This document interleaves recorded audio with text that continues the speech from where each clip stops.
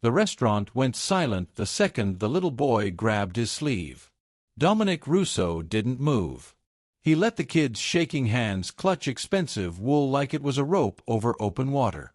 "They're killing my mom," the boy whispered. Men froze with glasses half lifted, eyes suddenly sober.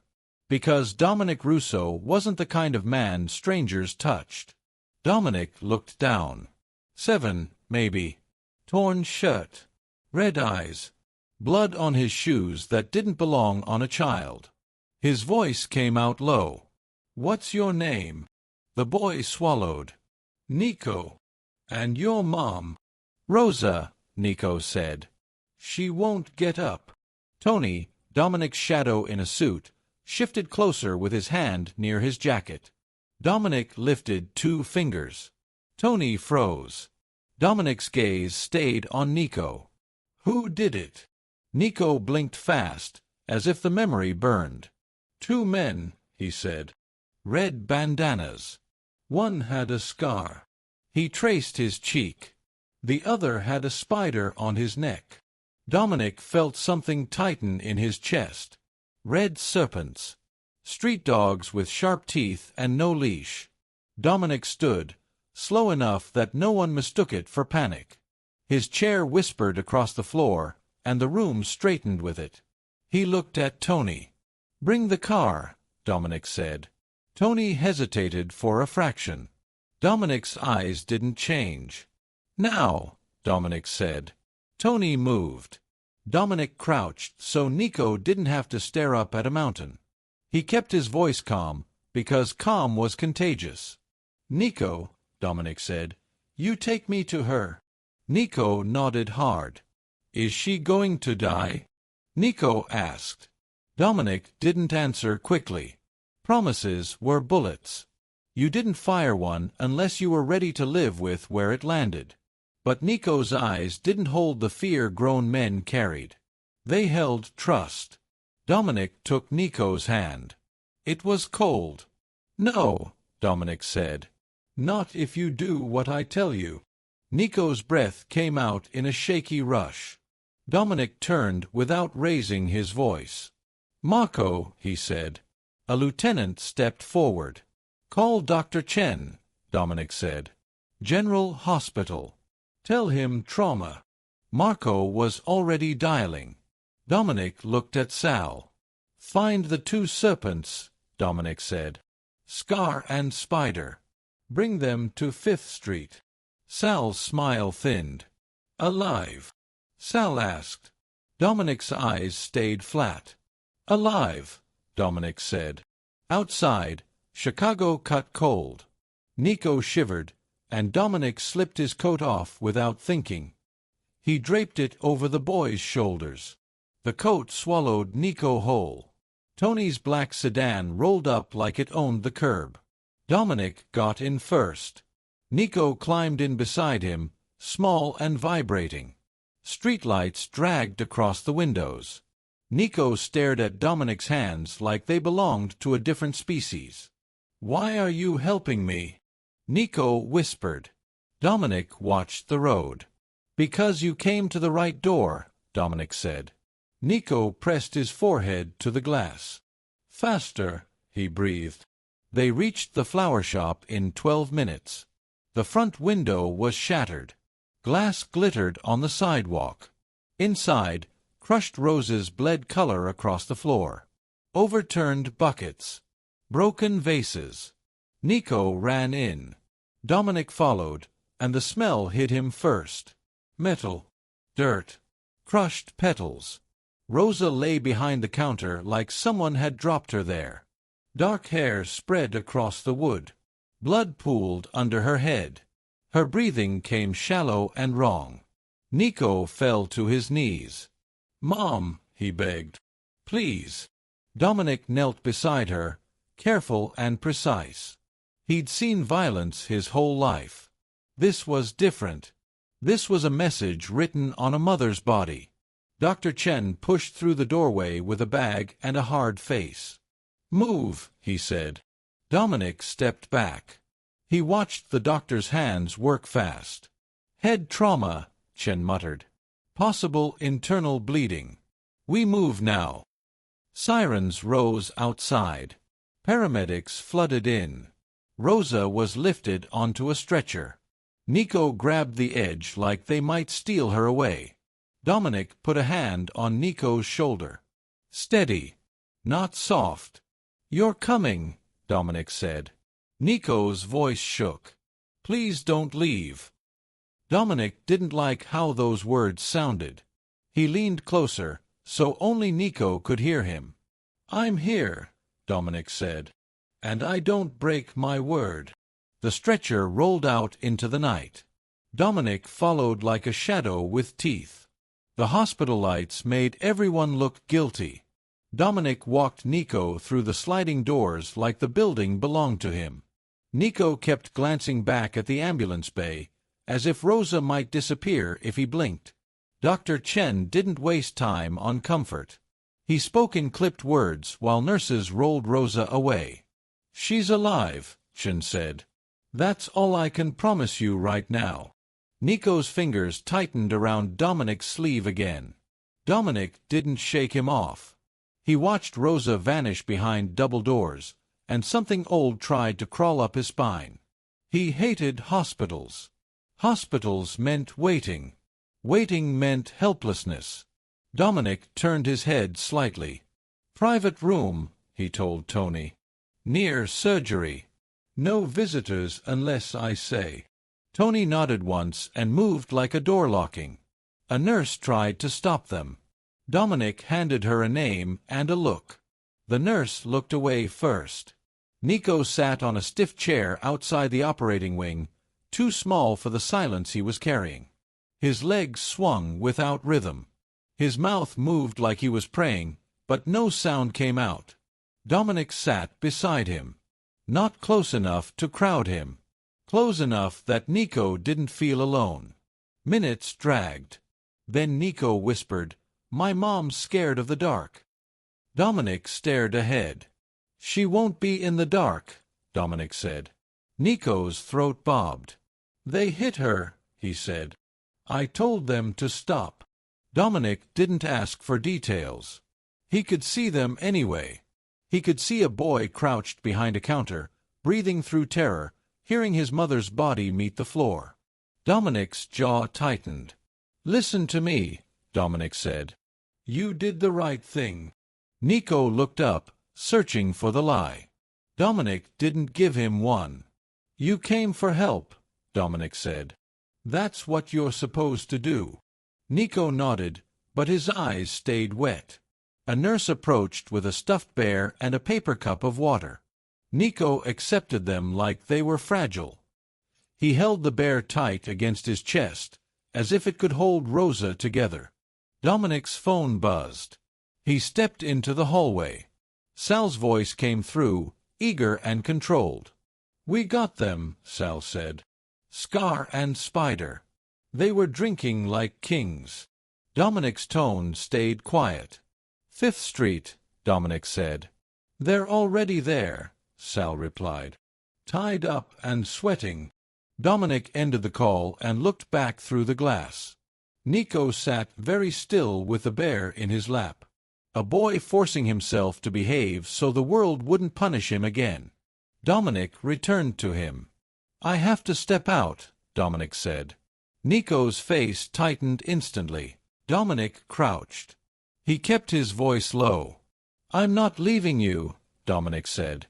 "I'm handling something so this never happens again." Nico swallowed hard. "Will you come back?"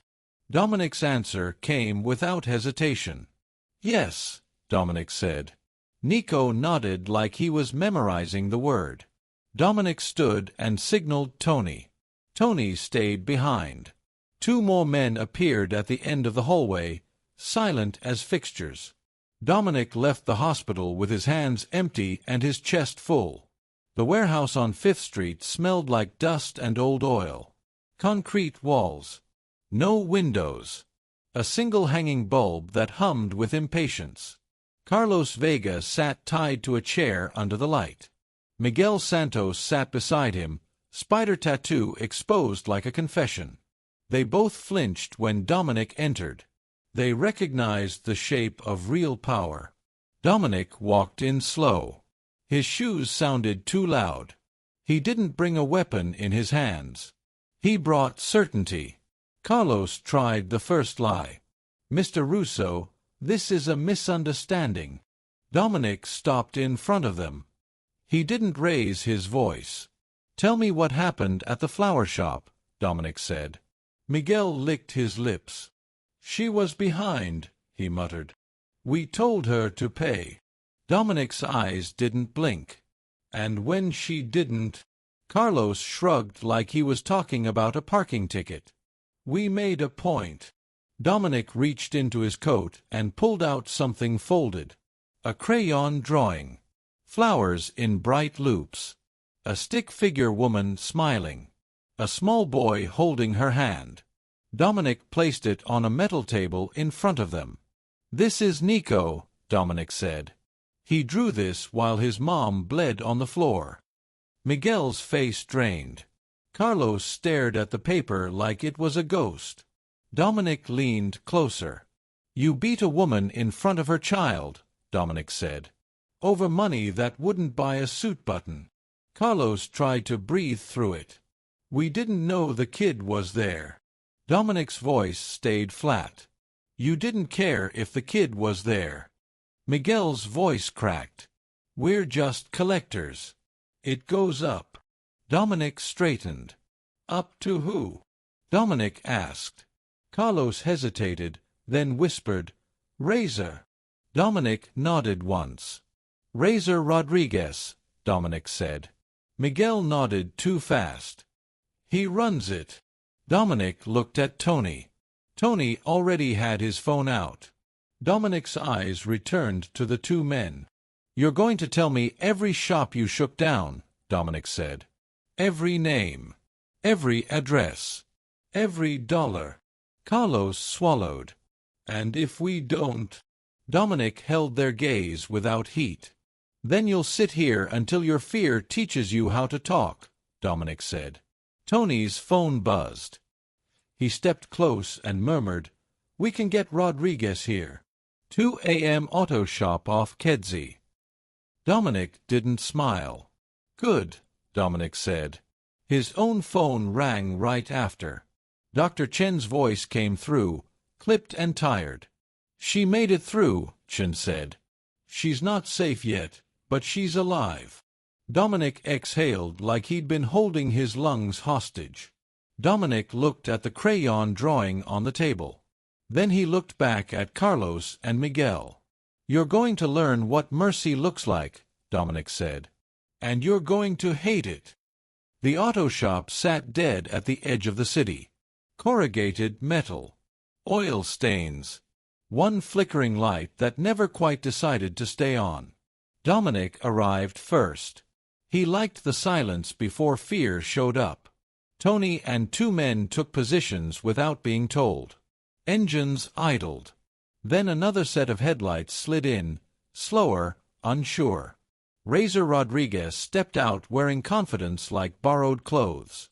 Gold chain. Too many rings. A smile that worked better from a distance. He raised a hand. "Dominic Russo," he said. "Didn't expect this." Dominic didn't shake it. He walked past Razor and into the shop. Razor followed. His men hesitated, then drifted in behind him. The light hummed louder. Dominic stopped under it. "Your boys beat a woman," Dominic said. Razor blinked, then laughed once.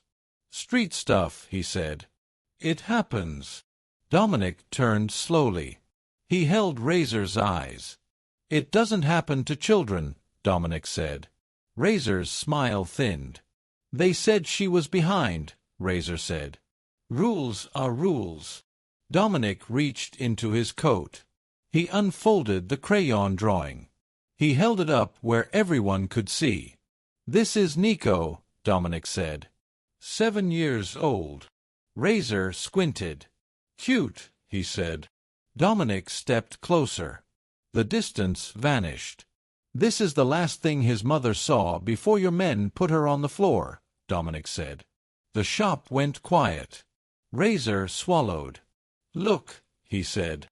I didn't tell them to go that far. Dominic nodded once. That's worse, Dominic said. Means you don't watch your animals. Razor tried to puff up. You can't just come into my operation. Dominic tilted his head. I already did. Tony moved. 2 of Razor's men were gently disarmed and guided back. No rush. No noise. Razor noticed too late. Dominic kept talking. You're going to shut down every collection in Rosa's neighborhood, Dominic said. Razor laughed again, sharper this time. That's not happening. Dominic leaned in until Razor smelled cold wool and iron. It already is, Dominic said. Razor's voice cracked just enough. You don't have that kind of reach. Dominic straightened. Check your phone, Dominic said. Razor hesitated. Then he did. Messages stacked. Calls missed. A lieutenant down. A truck seized. A stash suddenly empty. Razor's face changed color. Dominic kept his voice level. You're going to return every dollar you took, Dominic said. Every shop. Every family. That's insane, Razor said. That money's gone. Dominic shook his head once. Sell your cars, Dominic said. Your jewelry. Your pride. Razor stared at him. And if I don't? Dominic looked past him, as if considering the city itself. Then Nico grows up learning the world doesn't protect people, Dominic said. He looked back. And I don't let that happen. Razor's shoulders sagged. His men didn't look at him anymore. Dominic stepped back. You have until sunrise, Dominic said. After that, you won't have a neighborhood. Razor nodded. Once. Dominic turned and walked out. Back at the hospital, the halls slept. Machines whispered. Nico lay curled on the chair with a bear tucked under his chin. Tony sat nearby like a wall. Dominic approached quietly. Nico's eyes opened instantly. You came back, Nico said. Dominic nodded. I said I would. Nico sat up. How's my mom? Dominic sat beside him. She's still fighting, Dominic said. Like you. Nico looked down. I was scared, he said. Dominic didn't argue. So was I, Dominic said. Nico looked up, surprised. Dominic didn't explain. They sat in silence. Then Nico reached into his pocket and pulled out another drawing. He held it out. Dominic took it. This one had 3 figures. A woman, a boy, and a very large man standing just behind them. Dominic folded it carefully. I'll keep it safe, Dominic said. Nico nodded. Can you stay? Nico asked. Dominic checked the hallway. Checked the night. Then he settled back into the chair. I'm not going anywhere, Dominic said. Morning came quietly. Like the city didn't want to interrupt what was happening. Dominic watched sunlight creep through the hospital blinds and touch the floor in thin lines. Nico slept with his mouth slightly open, one arm wrapped around the bear like it was guarding him. Dominic hadn't moved. He didn't need to. At dawn, Tony returned. His voice was low. Rodriguez folded, Tony said. Money's moving back. Shops already know. Dominic nodded once. And the serpents? They're gone, Tony said. Neighborhood's clean. Dominic looked back at Nico. Good. Dr. Chen appeared an hour later. Tired. Careful. She's stable, he said. Still unconscious. But she's going to wake up. Nico's eyes opened at the sound. He sat up fast. My mom. Dr. Chen smiled just enough. She's still here, he said. Nico's breath caught. Then he cried. Not loud. Not dramatic. just quiet tears that soaked into the bear's fur. Dominic stayed where he was. After a moment, Nico leaned into his side. Dominic didn't stiffen. He rested a hand on the boy's shoulder. Rosa woke that afternoon. Slow. Confused. Her eyes found Nico first. Then Dominic. She tried to sit up.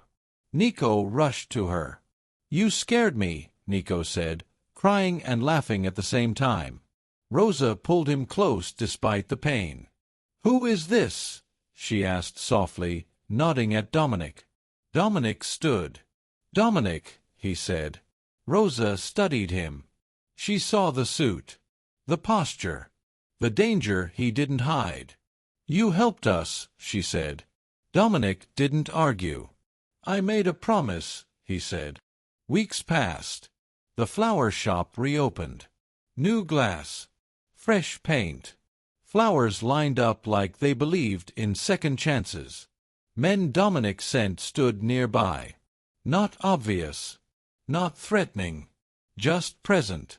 No one bothered Rosa again. Nico went back to school. He walked straighter. He slept better. Dominic visited every Tuesday. He brought coffee. He brought silence. Sometimes Nico brought drawings. Sometimes Rosa talked. Sometimes no one said anything at all. The city noticed. Whispers moved faster than truth. They said Dominic Russo had gone soft. They were wrong. He had gone precise. 6 months later, Nico waited by the window when Dominic arrived. He ran out back to the small garden Dominic had installed. Soil under his nails. Life growing where blood once spilled. "Look," Nico said, pointing. "It's working." Dominic nodded. "It always does," he said. Rosa watched them from the doorway. She didn't ask questions anymore. She understood enough. That night, Dominic left later than usual. He sat in his car and took out the folded drawings. He placed them carefully in the glove compartment. Dominic Russo drove back into the city as the same man everyone feared.